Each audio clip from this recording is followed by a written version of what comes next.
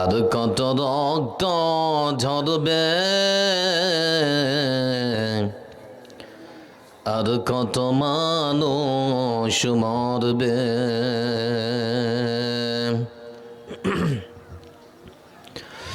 আর কত রক্ত ঝরবে,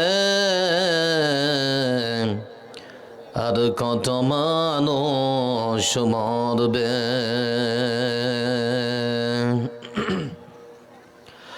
কখনো কি আর সোনালি সে যোগ,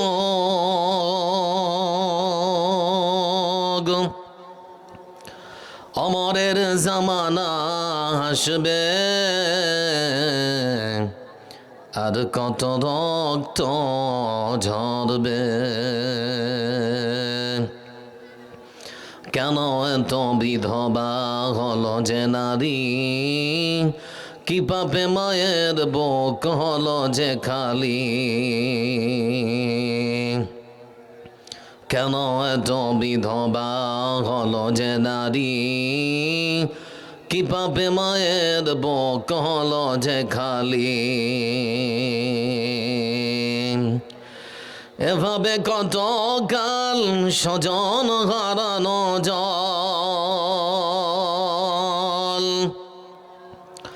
এভাবে কত কাল স্বজন হারানো জল। তারা নির্বাক জবানে কাঁদবে, আর কত রক্ত ঝরবে। অভাবীরা খেটে মরে দাঁড়ে দাঁড়ে, সম্মান পায় না তারা কারো তরে। অভাবীরা খেটে মরে দাঁড়ে দাঁড়ে, সম্মান পায় না তারা কারো তরে। এভাবে কতদিন খোদার তাড়নায়,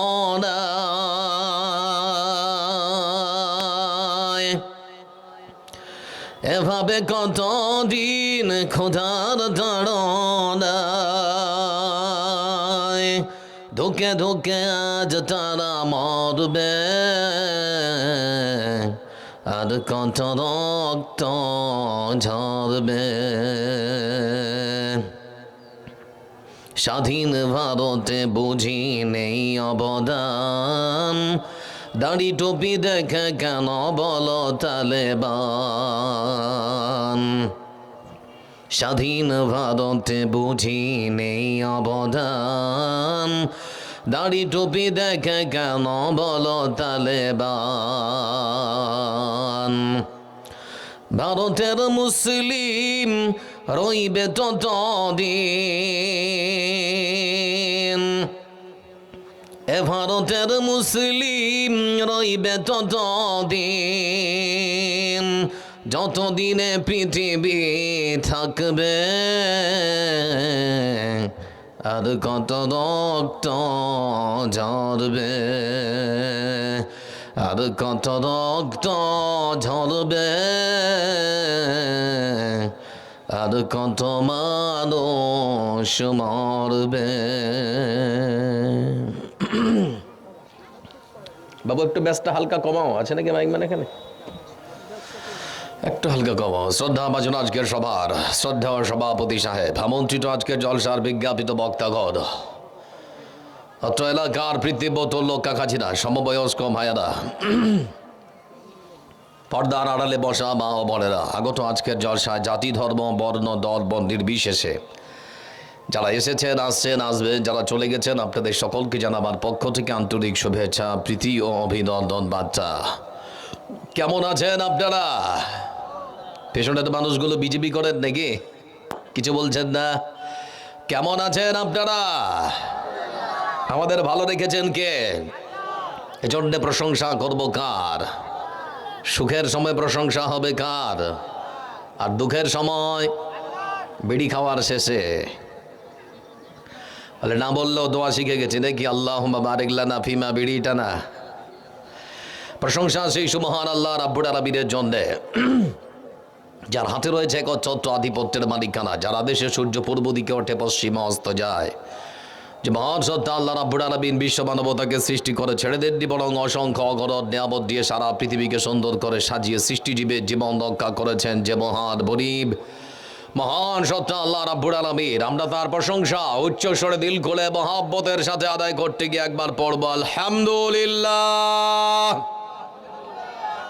আজকের এই সভাতে আসতে পেরে আপনারা খুশি না বেজার?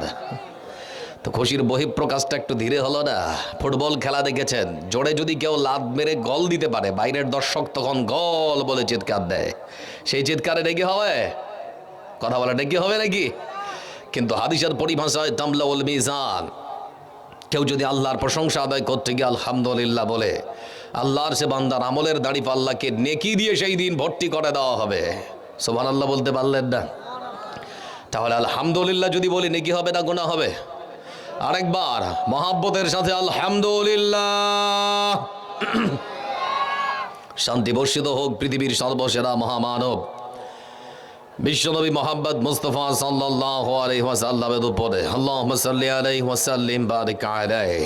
ভূমিকাটাই আপনাদেরকে জিজ্ঞেস করলাম কেমন আছেন আপনারা, সমস্বরে উচ্চস্বরে উত্তর দিতে গিয়ে বললেন আলহামদুলিল্লাহ। এবার আমি আপনাদেরকে বলতে যাচ্ছি, ভারতবর্ষের মাটিতে 450 বছর ধরে নামাজ পড়ায় ঐতিহ্যবাহী এক মসজিদ, যার নাম বাবরি। বাবরি মসজিদের জায়গায় বিশাল বড় রাম মন্দির নির্মাণ করে জানুয়ারির 22 তারিখে শ্রীরামচন্দ্রের প্রাণ প্রতিষ্ঠা হলো, আমরা লক্ষ্য করে দেখলাম।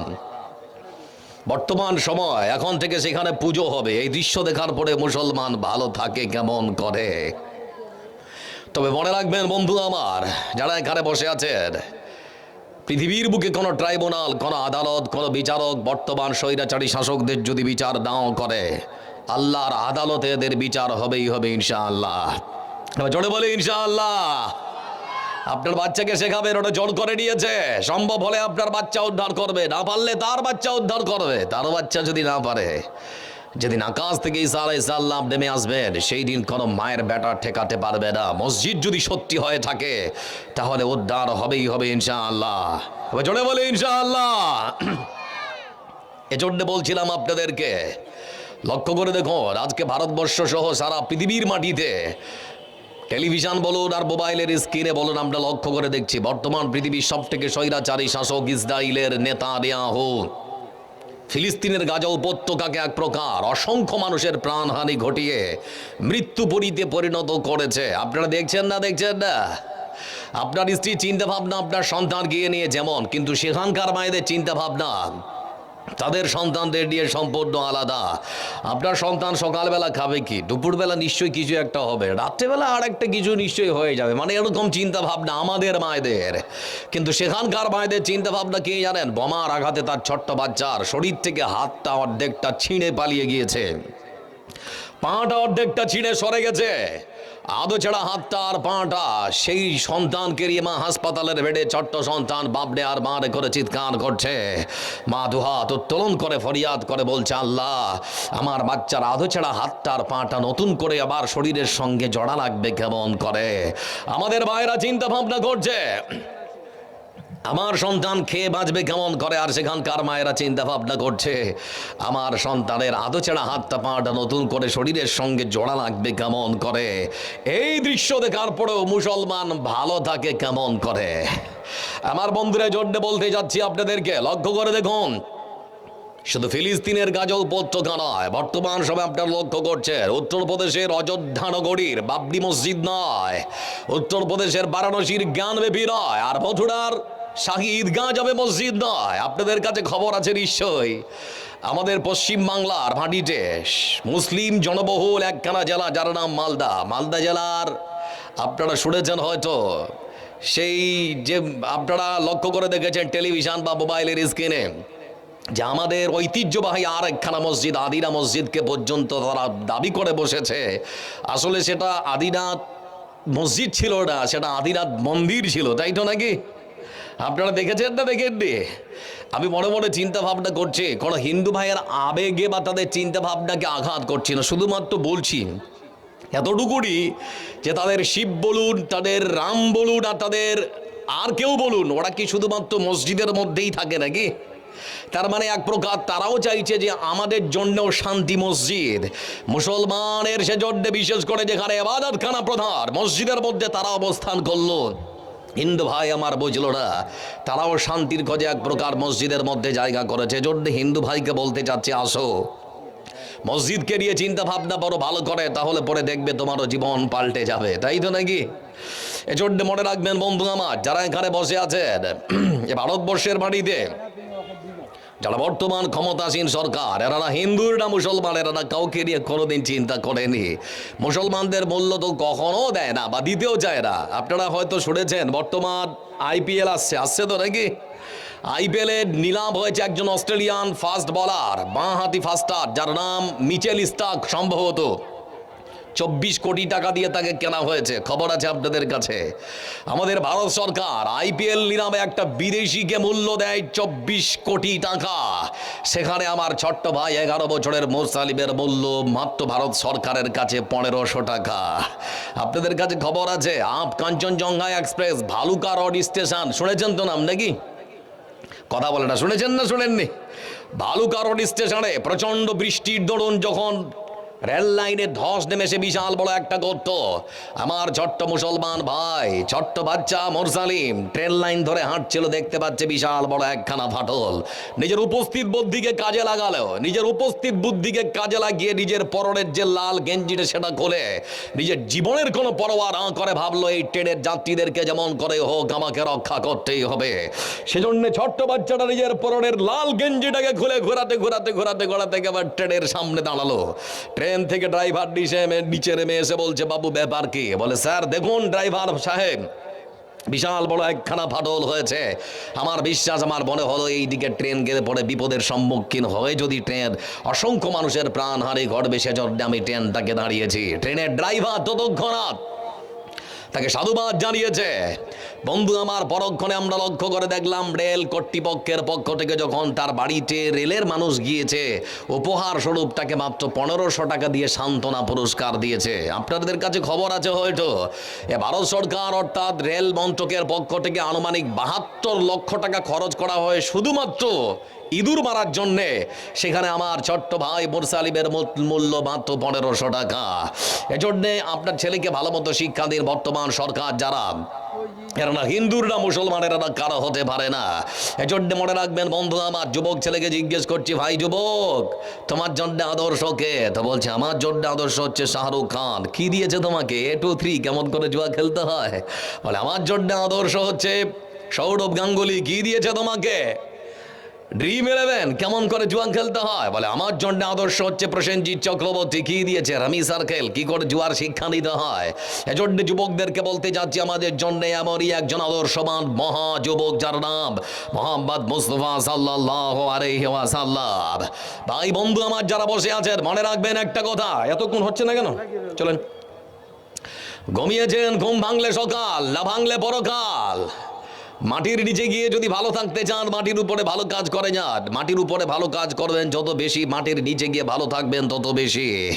এজন্য যারা বসে আছেন একটা প্রশ্ন করছি, গান গাইতে গাইতে মৃত্যুবরণ করা আর ভালো কাজ করতে করতে মরা, দুটো কি কখনো সমান হতে পারে? আমরা লক্ষ্য করলাম কলকাতার নজরুল মঞ্চে একজন বিখ্যাত গায়ক কে গান গাইতে গাইতে মৃত্যুবরণ করলো। আর আমাদের বিখ্যাত কারি আব্দুল বাসির কোরআনের সুমধুর কণ্ঠে কোরআন তেলাওয়াত করতে করতে মৃত্যুবরণ করলেন। আল্লাহর কাছে দুটো কখনো সমান হতে পারে না। এজন্যই বলতে যাচ্ছি বন্ধু আমার, ইসলাম পৃথিবীর বুকে মানুষকে শিক্ষা দেয় সততার, নম্রতার, ভদ্রতার, মানবতার, মানব সেবার। ইসলাম কখনো মানুষ মারার শিক্ষা দিতে পারে না। এজন্য ইসলামের সৌন্দর্য যদি কেউ জানতে চান, তাহলে পরে আপনাদেরকে একটু বলি বন্ধু আমার, ইসলামের শিক্ষা হচ্ছে যারা ছোটকে স্নেহ করে না, বড়কে সম্মান দেয় না, আলেমদের মর্যাদা করে না, ফালাইসা মিন্না। ওটা আমাকে ডিস্টার্ব দিলে তো সব গোলমাল হয়ে যাবে। ভলেন্টিয়ার যারা আছে ওটা ওদের দায়িত্ব, ভালো করে বসানো ওখানে গিয়ে। তো বন্ধু আমার বলছি আপনাদেরকে, মা বোন যারা আছেন অনুরোধ করছি, জায়গা হচ্ছে না, একটু সামনে আগিয়ে বসার চেষ্টা করুন। মা বোনদের অনুরোধ করছি, খালা যারা আমার আছেন একটু সামনে বসুন, পেছনে মানুষ দাঁড়িয়ে আছে, একটু বসার সুযোগ করে দিন, না তো রাস্তা ছেড়ে দিন। বলছিলাম আপনাদেরকে যে কথা বন্ধু আমার, ইসলামের সৌন্দর্য হচ্ছে যারা ছোটকে স্নেহ করে না, বড়কে সম্মান আর মর্যাদা দেয় না, ফালাইসা মিন্না, ওরা আমার দলেরই নয়। এজন্য ভাবুন ইসলামের সৌন্দর্য, ইসলামের শিক্ষা কি জানেন? লক্ষ্য করে দেখুন, পশ্চিমবাংলা সহ ভারতবর্ষের মাটিতে অসংখ্য হিন্দু ভাইদের মন্দির আছে যেখানে তারা পুজো করে, আছে না নেই? কথা আছে না নেই? অসংখ্য মন্দিরের যারা পূজারী হয় তারা কিন্তু নিচু জাতের কেউ হয় না, সব পূজারী যারা হয় তারা হয় ব্রাহ্মণ। এমনও নিচু জাতের মানুষ আছে যারা পুজো দিতে মন্দিরেও ঢুকতে পারে না, আছে না নেই? কিন্তু আমি আপনাদেরকে বলতে যাচ্ছি, আপনার গ্রামের সব থেকে খেটে খাওয়া রিক্সাওয়ালা, ঠেলাওয়ালা, দিন মজুরের ছেলেটাও যদি ভালো আলেম হতে পারে, আপনার